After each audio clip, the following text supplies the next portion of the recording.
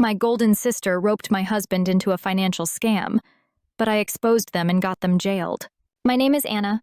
I'm 30. I'm married to Eric, who's 32.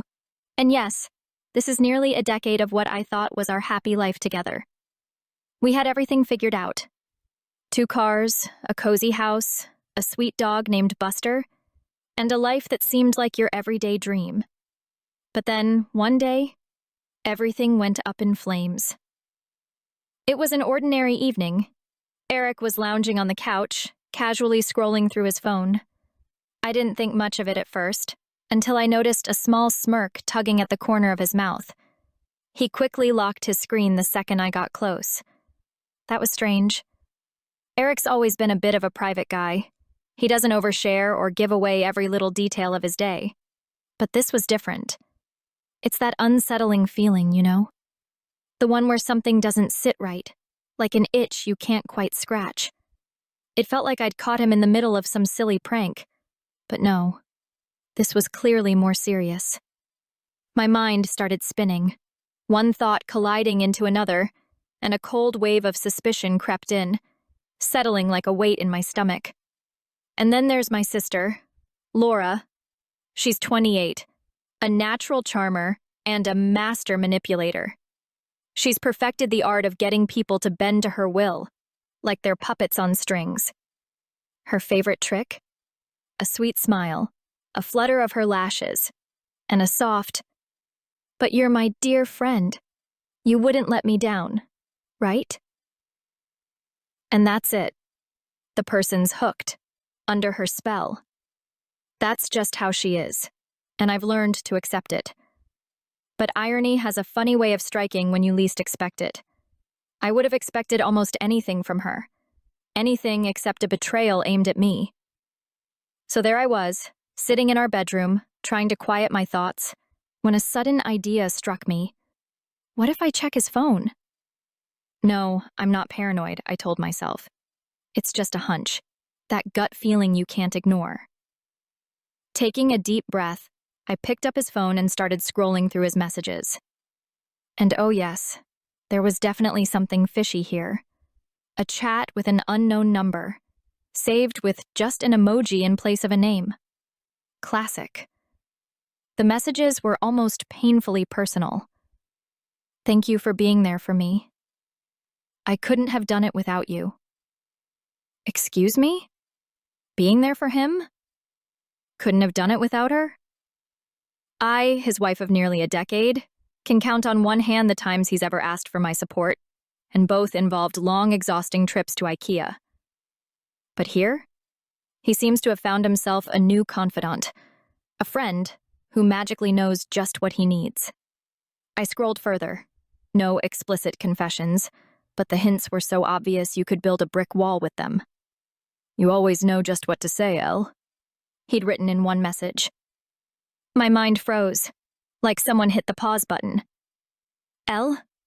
Could it be Laura? I fought to convince myself it was a coincidence, that these kinds of messages could be innocent. But then again, this was Eric. Eric, who has to ask whether to order cheese or pepperoni on a pizza because he can't decide on his own. And now he's somehow finding solace in the wise words of Elle? From that moment, my mind was set. I'd get to the bottom of this. I was ready to play detective if I had to, but I wasn't going to sit back and wonder. I'd find out the truth, one way or another. So I plunged deeper into this tangled web of secrets. The deeper I go, the more I start to see every little sign I brushed off before. Since when did Eric start having these late-night meetings? As far as I'm concerned, any meeting past 9 p.m. should involve nothing more than a pillow and a blanket. But there he is, coming home late, looking slightly disheveled, and acting all jittery whenever I even glance in the direction of his phone. He looks at me sometimes like he's half expecting me to have discovered everything, that any moment I'll catch him red-handed. And I can't help but wonder, what exactly is he hiding? Then came the day when opportunity practically dropped itself into my lap. Eric left his laptop on the kitchen counter while he went off to shower, the screen still lit, his emails open. They say opportunity knocks only once, so I took it. What harm could it do to look? My heart was racing as I sat down, trying to keep calm, my hands a little shaky as I opened his account details. The first thing I notice? His bank account. Now, I know it's a bit of a gray area morally speaking, but at this point, my curiosity has outgrown any concerns about ethics. And what do I see? A series of transfers to an account I don't recognize. These aren't small sums either. We're talking amounts that, if they were being spent at home, would probably mean a new luxury wardrobe for me. But instead, this money is slipping quietly away to some unknown account. A hunch starts forming, and I decide to dig deeper. I click through his recent transactions and make a note of the account number. It takes some persistence, but I manage to trace the account, piecing together clues. And then I finally find it. The account is registered to none other than Laura. Laura. My sister. The same sister who swore to me that she'd never get involved with someone I cared about. The one who had always been like a partner in crime growing up. For a second, I just sit there, staring at the screen, my heart pounding like a drum in my chest. Part of me wants to believe I'm reading too much into this, that maybe it's some kind of mistake. But the more I replay everything in my mind, the late nights, the secrecy, the smirk on his face when he thought I wasn't looking, the more I realize that I'm not imagining things. After I close the laptop, I sit in silence, processing the pieces of the puzzle that now seem to fit all too well. So many questions flood my mind. Were they laughing behind my back this whole time? How long has this been going on? And why my own sister? The betrayal slices deeper than I thought possible, twisting and growing sharper the more I think about it.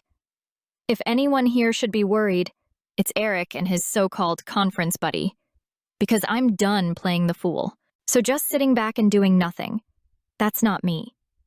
Since they're so good at hiding things, I decide to hire a private investigator. Yes, like in the movies.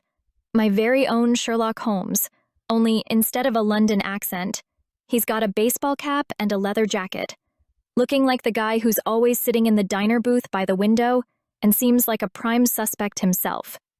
But this guy had a talent. He could track a shadow in a dark room and come out with a report. Just what I needed. A few days later, the detective contacts me. And guess what? He reports that Eric and Laura have been meeting at hotels and restaurants. Hotels.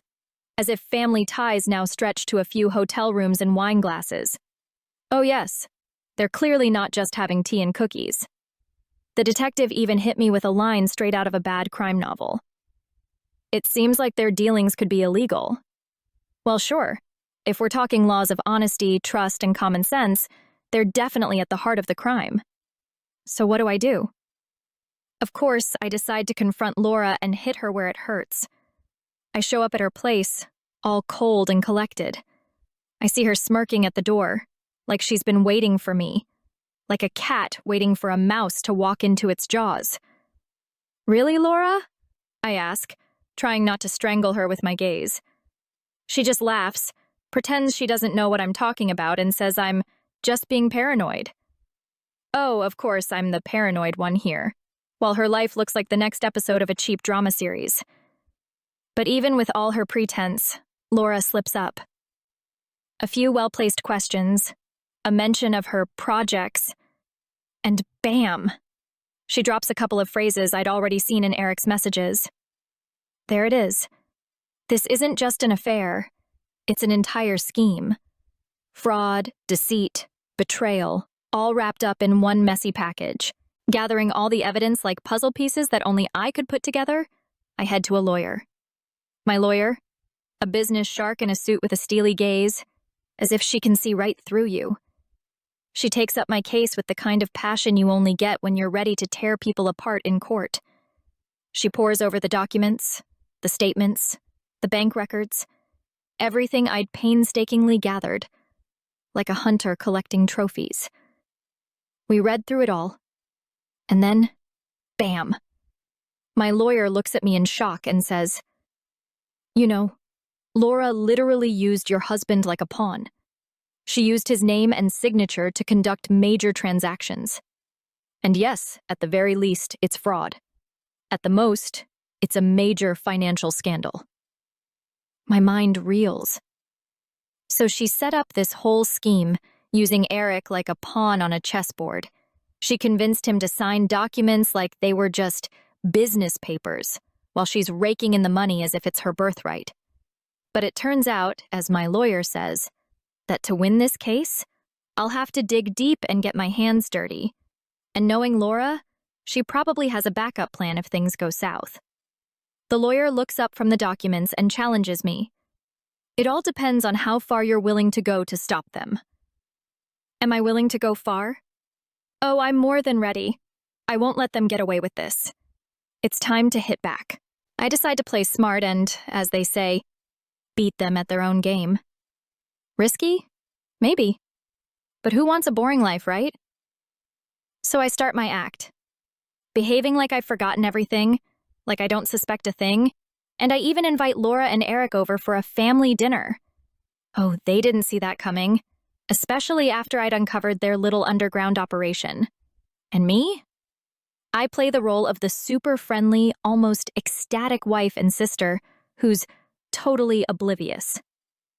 We get to the restaurant, and I've already set it up so our conversation is recorded. A little spy microphone. Done. Now the main thing is not to let Laura suspect that I'm playing a role. Eric, Laura, I'm so glad you're here. I lie, beaming, while adrenaline pumps through my veins. They order, I nod, and laugh as if this were a casual family dinner and not part of an elaborate plan to expose them. Everything's going smoothly, and finally, we get to what I brought them here for. Casually, like it's no big deal. I start dropping hints about business, money, and investments. Laura's eyes sparkle, and Eric, like a kid in an exam room, starts sweating. Come on, give me what I need, dear husband. And he actually slips. Well, Laura, I think it's time to move the funds. Oh, excellent, I thought to myself, but kept nodding as if I were simply curious. Then even better, Laura nonchalantly tosses out, Yes, the contracts are ready and the payments should come through soon. Well, what can I say? They handed me the evidence on a silver platter. I could only thank them for this epic blunder. So I sit there, listening and smiling, but inwardly, I'm triumphant. I now have a recording where they both admit to their shady dealings. The next morning, I feel like the hero of a thriller movie. You know, that moment when the protagonist is ready to deliver the final blow and shatter all illusions. I actually enjoy this feeling, that the whole truth is about to come out, and I'm holding it like a weapon, ready to tear this absurd charade to shreds. So I prepare to confront Eric. This time not over dinner, but at our home, face to face. We're having our usual quiet breakfast, and I finally break the silence. We need to talk. He looks at me with that, "What's so important?" expression, having no idea he's about to get a lesson he'll never forget. Without wasting time, I pull out my phone, hit play, and let the recording do the talking. Laura's voice rings out clearly. The contracts are ready, and the payments will be through soon. Eric sits there, thunderstruck. He definitely didn't expect this twist over his morning coffee. Then I lay everything out in front of him. Photos from the hotels and restaurants, the suspicious bank transfers, and finally, the recording of their sweet little chat from last night's dinner. He stammers, tries to deny it, comes up with excuses like, "It's not what you think." But he can't keep it up.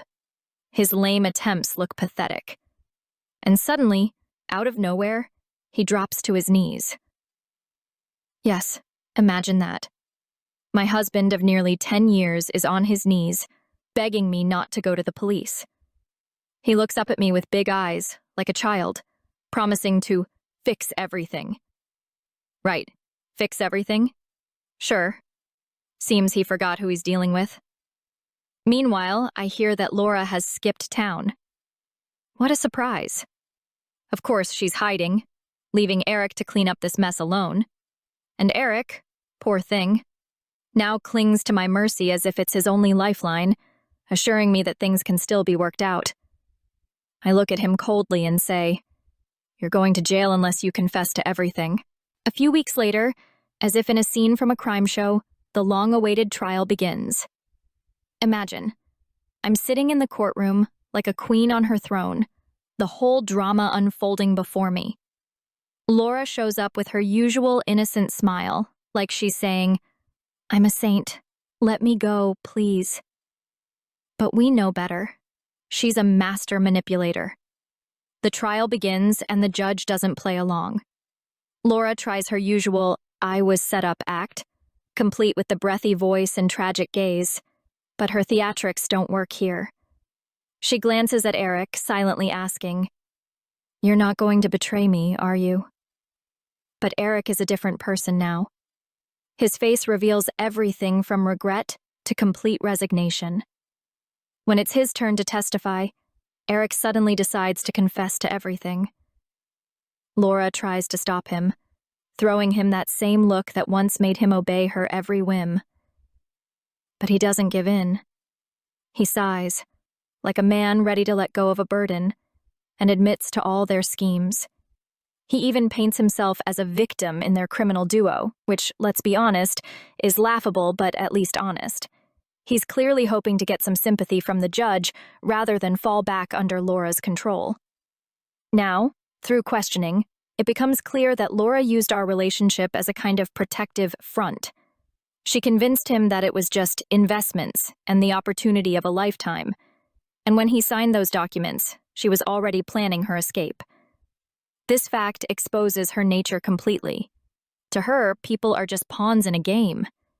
I even feel a sense of satisfaction. Laura has finally been revealed in full. My lawyer presents all the evidence we gathered: recordings, bank records, photos of their meetings, everything screaming their guilt. The judge can't overlook such clear evidence. After hours of deliberation, the verdict is in. Laura is sentenced to prison. She glares at everyone, as if we personally conspired against her downfall. But her theater act is finally over. Eric, getting probation and agreeing to a divorce, looks like a weight has finally been lifted. We exchange a look, and I see his weary, grateful smile. Yes, Eric gets a second chance. But now, without Laura, he's clearly not planning to revisit that trust abyss. After all this whirlwind, I'm left on my own. But honestly, a broken heart? No thanks. My emotional hard drive has already rebooted, and now it's running in never again mode. Instead of emptiness, there's absolute certainty that this circus made me stronger. It's like tempered steel without the drama. Now I'm standing on solid ground, knowing I'm no longer a victim. Never again. Laura and Eric? They can stay somewhere back there, in the dusty corners of my past, with their grand promises and even grander lies. These chapters are closed forever, like a bad novel tossed onto a shelf, never to be revisited. Now a whole new story awaits me. Not a fairy tale of someone coming to save me, but a reality show about how I build a life with my own rules. Honesty? Yes, that's the new pillar of my world. Trust? Only with those who earn it. Respect? Absolutely. First and foremost for myself. And if someone doesn't fit into this framework, I have one piece of advice. The door is over there. I'm no longer seeking support or permission to be myself. I am that support. I see it as a new game, where every move is calculated and the stakes are high. And this time, I'm playing by my own rules.